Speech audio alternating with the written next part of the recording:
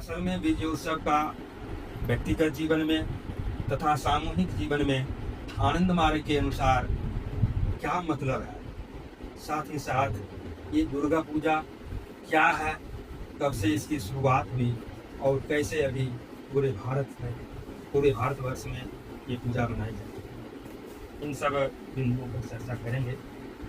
तो हम जानते हैं कि भारतवर्ष में लिटरेचर के अनुसार, संस्कृत लिटरेचर के अनुसार 6 ऋतुएं हैं। इसमें वर्षा, शरद, हेमंत, शिशिर और बसंत, लेकिन मुख्य रूप से 3 ही हैं, जाड़ा, गर्मी और बरसात।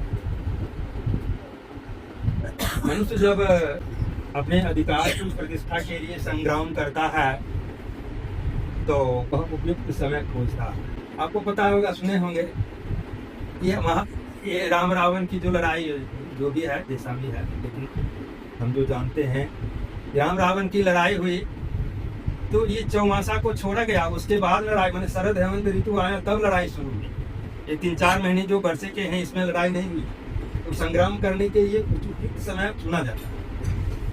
अब ये देखिए, शरदोत्सव, ये जो विजयोत्सव है, ये भी शरद ऋतु में, वर्षा ऋतु समाप्त हो गई उसके बाद हो गई। तो वहाँ बोलते हैं कि संग्राम के लिए मनुष्य उपयुक्त समय खोजता है, और इस समय क्या होता है, वर्षा की समाप्ति हो जाती है, चारों तरफ हरियाली रहती है, नदी नाले, लेक, झील, पौंड सब जल से भरे हुए रहते हैं, बहुत सारे फूल खिल जाते हैं, जैसे कास है, सील है, इसके अलावा और बहुत सारे फूल खिलते हैं।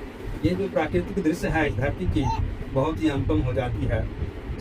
तो प्रकृति सब धर पर तैयार होकर कहती है, मनुष्य यही तुम्हारा सबसे उपयुक्त समय है संग्राम करने।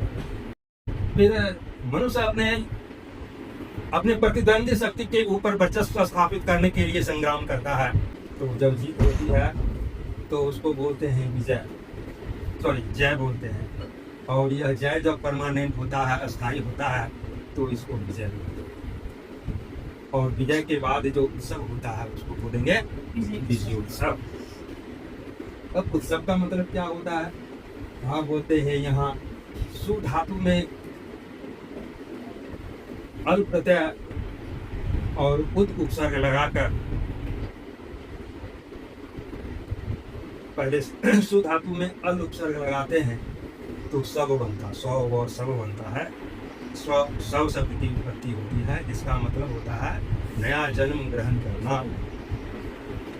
उत का मतलब होता है उच्छलित होकर, यानी आनंद के साथ उछलते हुए, नाचते हुए, प्राण की उछलता के साथ नए जीवन का आस्वादन करना।